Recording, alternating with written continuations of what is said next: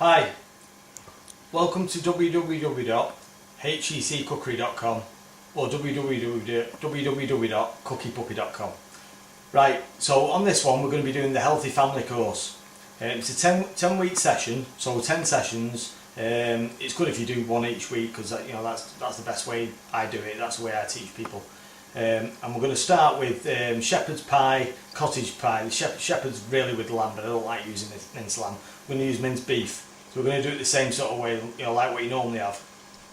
Most of you will have like a shepherd's pie, cottage pie. Cottage pie's got vegetables in it. Shepherd's pie is normally minced lamb. So we're doing like a cottage pie with onions. We're going to do that because that's what most of you have sort of like, and I know mince isn't particularly healthy and a lot of you will think about that. But I wanted to show you throughout the course how to make loads of things healthy and loads of skills, and with a bit of luck you'll have a lot of fun and everything. Start off with a sink full of hot soapy water and give your hands a wash like this before you start, right? It's always a good start. And on this one I'm throwing in a tomato and lentil soup. So if you zoom in over here, I've got a pint of water on the boil at the back here. I've got a mug full of lentils, in it goes. I've got a small tin of tomato puree from Tesco, in it goes. Like that. This is how easy this is. Like I say, it's going to be a nice and quick one.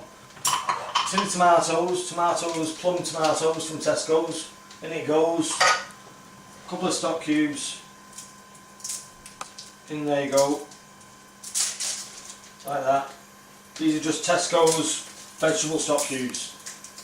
If you're a vegetarian and you decide to just have the lentil and tomato soup on its own as one healthy meal, that's great. And if you're not, you can sort of have it as part of your balanced diet with the cottage pie. Right, so next thing is I'm going to put that on a low light. I've just got this wok pan just so I can cook in front of you, that's why I've got this on. And I've got some mince. Look at the mince. What you do, this is a Tesco's mince here. It's not the cheapest one, the value one, it's just one slightly better. But you're looking for all the white in it. If it's rich and red like that, that means it's a better quality mince. So that's what you're looking for. You don't want too much white in it. So cut it open. Don't leave it long under the plastic because it'll sweat and it sort of changes colour and goes brown a little bit. Don't forget to remove that. And remember the tray you can grow seeds in, like I've put on cookie tips on the website. So that tray you can use for growing seeds, right? So you don't have to waste the tray, you can recycle. So that's it, the mince is on the go now. And I'm going to show you straight away how to chop an onion. So what we'll do is we'll peel the onions first. So you can use a small veg knife like that, or any knife that you're comfortable with. That's the secret, use your thumb like that and peel it back, the onion, like that, yeah? So thumb in like that, peel it back straight away. Always start at the root end and don't do any of this business where you get all the rubbish on the board. Like a nice clean board and nice clean onions, otherwise you're going to cross-contaminate. Always remember, right, your onions have got dirt on. If you start cutting them in half on the board and all the rest of it, you're doing something called cross-contamination, which means you're mixing dirty with clean. You don't have to keep wiping your board just because your onions are full of dirt. Same with your spuds and things like that. Right, so peel them like that.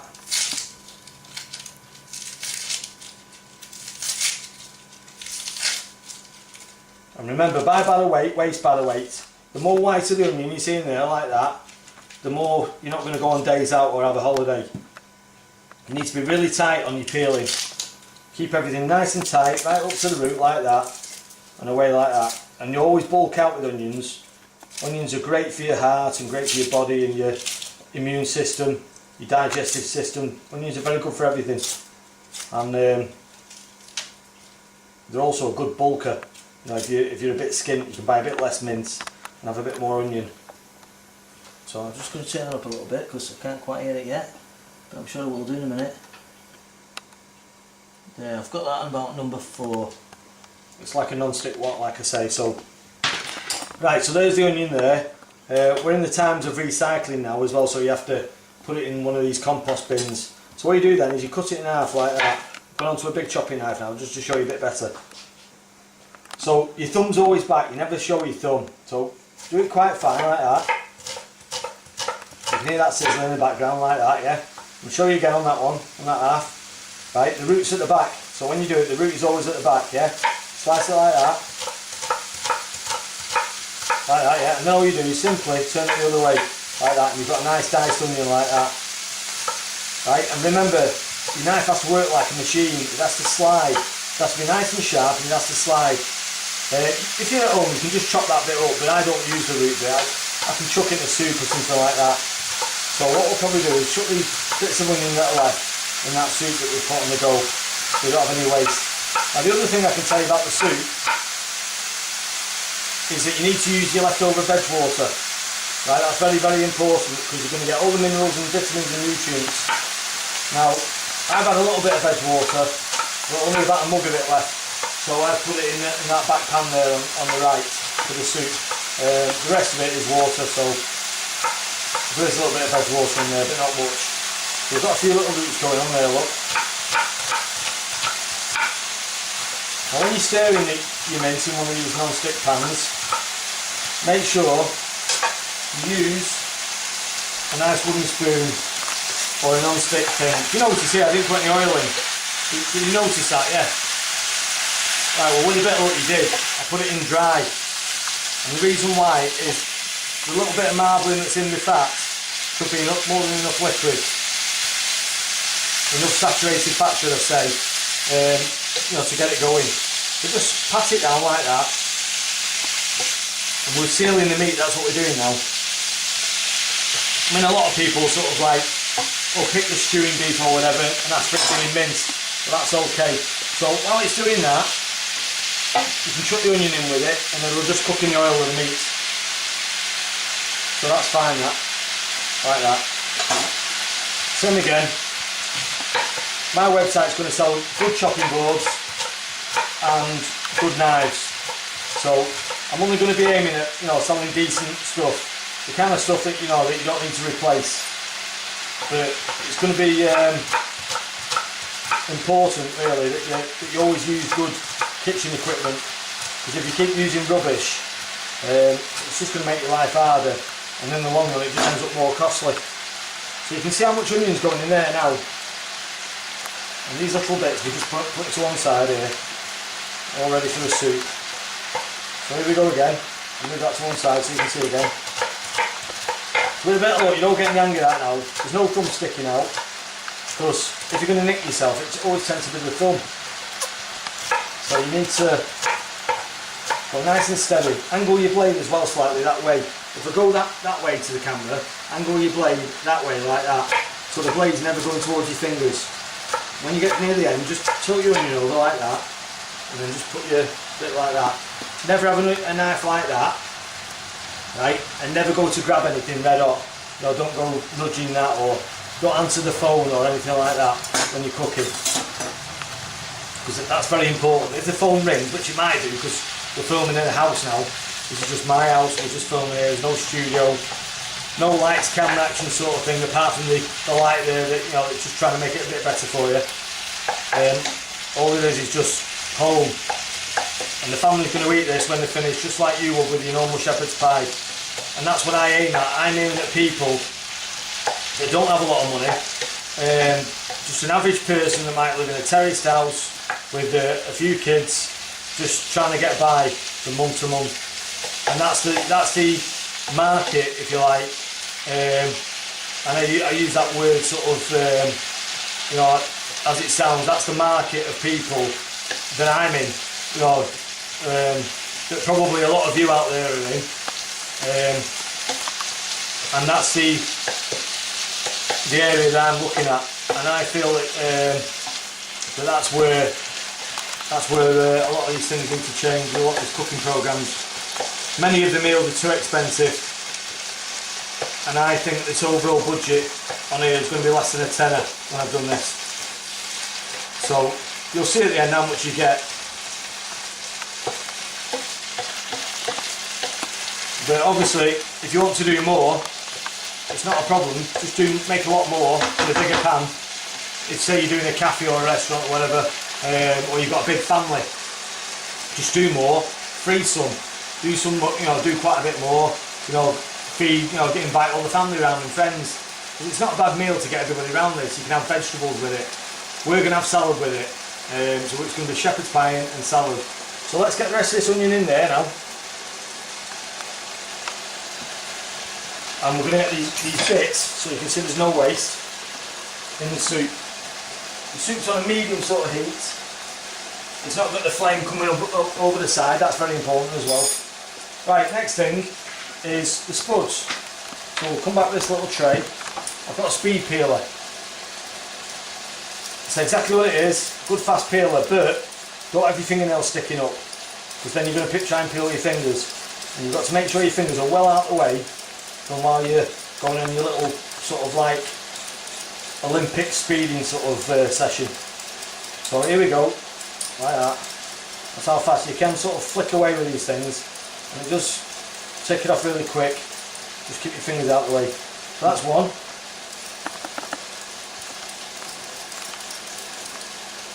The peelings are great for the compost. Some people will wash the peelings, and you might also think to yourself, on some of the sessions, if you've watched the other sessions, I actually just chop the spuds up and just mash them. That's not a problem either. You can do that. Just going to turn that down a little bit. There's no rule saying that you can't eat the skin. The skin's full of fibre, but I'm just doing a normal traditional one that you're all used to doing. I'm using a speed peeler because it's peels it very, very thin. The weight of the peeling will be very thin, and these spuds are a little bit grubby as well. If you look at them, there's quite a lot of imperfections on them, and if the spuds are really clean, then it's okay for you to use them for mash. These are just Morris pie potatoes. Right, so a little bit of a mess there, so let's put all that back in there. Try and keep everything clean.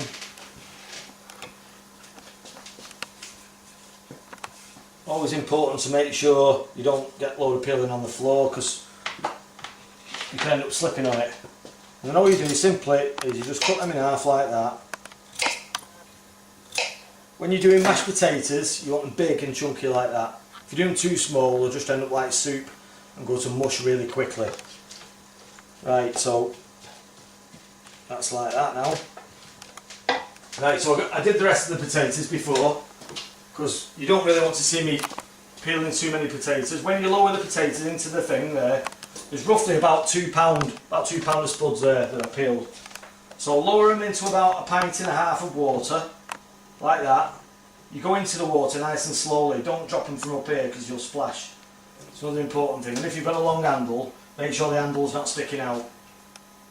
So lower the spuds in. If you drop one, whoa, I've dropped a spud, big deal. Right, you're going to drop a spud sooner or later, so it's not the end of the world, but it's not going in the bin either, because I don't teach people to throw things in the bin.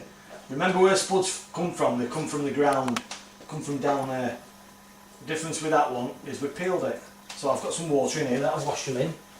You can also wash it under there. There it goes. It's going in boiling water that kills bacteria. Yeah? It's okay, so they're going to simmer away now for 15-20 minutes. The soup's simmering away, which is great. And what we're going to do with this is I'm going to flavour it, and then I'm going to let you come back and it's cooking. So what we're going to do with this now is we're going to do something called make a roux. So let's get it sizzling a bit more, a little bit quicker. We'll add them to the potatoes in here. If you use a lid, it normally cooks quite a bit quicker. So just pop a lid on the spud, just speed it up a bit. And don't forget every so often to give your soup a little bit of a stir. I mean, I can't use that one because it's a vegetarian, so I'll use this one here. Especially if you put lentils in, because you don't want them sticky. Give them a little bit of a stir like that. Lentils are full of protein. This is very important, especially if you're a vegetarian. Lentils, a bit like mince, but obviously not meat, are full of protein. So you can get your protein through lentils, pulses, peas and beans, things like that. And and it's a really good thing to have. You know, lentil and tomato soup is a real good combination. The lentils will thicken the soup, the tomatoes will make it a bit like a puree, and the lentils together. If you're going to have it for babies and older people, no salt, no sugar. So that's the best way forward, because the tomatoes have got flavour anyway. And obviously if you're older, you know, you've got to be really careful how much salt, sugar you're having. And babies, you know, you'd be really careful. But shepherd's pie is great blitzed up. Again, no salt, no sugar. Old people, no salt, no sugar. Babies, no salt, no sugar. Yeah? So, and that'll be okay. And that'll be a nice, lovely sort of flavoured meal for, you know, for them to have. You can still flavour it with the other bits and bobs you're going to flavour it with, but just don't add any salt. I say sugar because people put sugar in soup to make the tomatoes taste better. Right, so what we're going to do with that now, a little bit of flour.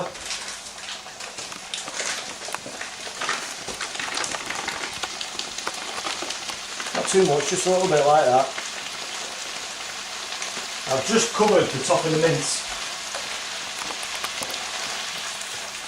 just so that soaks in the fat. Like that, yeah? That's great. So what I'm going to do now is, the mug that I had before, I'm going to add a cupful of water. And you'll see quickly, see how it turns into like a sauce sort of texture, like that. Which is great, that's exactly what I want. So, just a little bit more water, not too much. So I've got no more than a cup and a half there, and then we can start getting the flavour in. So a couple of stock cubes, again just beef, run-of-the-mill normal beef stock cubes, like that. And whip them in there. I've got a few little bits of flavour things on here on the bench. A little bit of gravy browning, this is important because you want to get the colour. It's all about colour, texture and taste. So a little bit of gravy brown in there, so like that. The other thing that I love to put in anything beef or meat is a little bit of mustard. So a spoon of mustard, like that. A little bit of mixed herbs, roughly about a teaspoon, something like that. If you've got fresh, even better. Makes it taste nice. Now, we're not doing it for old people, babies and what have you, you're not too much worry. A bit of pepper, a little bit of salt. And remember, it is for 4 people, so you want to flavour it a bit, yeah? So like that, stir that round. If you notice, it'll start going the right colour now. The mustard will really flavour it up nice. And I'm going to let that cook for about 10 minutes or so. So that's going to cook for 10 minutes. The potatoes are going to take 15 minutes. When they're cooked, when that's cooked, come back, we'll put that in the dishes, I'll mash the potatoes, we'll put it together, we'll blend the soup, we'll get it out, it'll be fantastic. So I'll see you back in about 10 minutes. Right, I'm back after 10 minutes or so. If you have a quick look at the mince, after the 10 minutes all I did is I put the mince in there, so that's been in there 5 minutes now. I'm going to drain the potatoes off, like that, in a colander. Just get the water off, tip all the water out like that, and you can tip it back in the pan. So whichever way you feel safe to do it, as long as you're nice and safe. So then what we're going to do is put that back on a wooden chopping board like that. I've got a decent masher somewhere, there, that type of masher, like that. You know, a good sturdy handle is what you need, but you want that type of masher. A little bit of salt and pepper. So again, a little bit of salt like that, not too much. Bit of pepper. Looks a fair bit that, but you want to give it a bit of flavour. 1 egg, like that, crack it in. The egg binds it, gives it like a bit of a hold, which is great in shepherd's pie. Some milk, not that much milk. Roughly about, I've gone with about half a cup of milk first, or like half a mug, and then just mash it down, just keep pressing it, like that, and you'll see it'll go really dry, and then just bang a bit more milk in.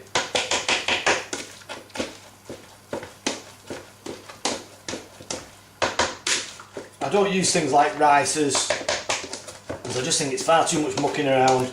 And if you get a few little lumps of potato in your shepherd's pie, you know, yippee day, it don't really matter, does it?